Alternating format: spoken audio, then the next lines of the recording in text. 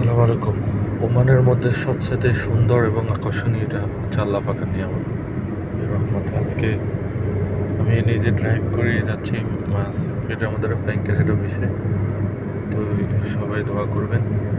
ব্রিজটা হচ্ছে আল্লাহু আকবার। প্রায়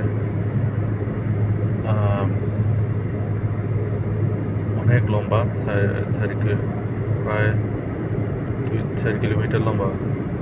পাহাড়ের তলে যে আল্লাহ পাকের বিশেষ নিয়ামত দেখতে পাচ্ছেন। প্রায় 4 কিলোমিটার, অনেক লম্বা বিশাল এই নিয়ামত।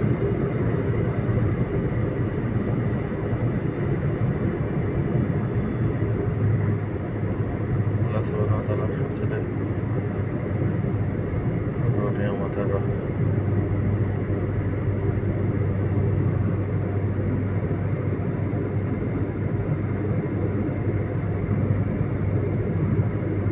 এই যে ওইখান থেকে শুরু করছি,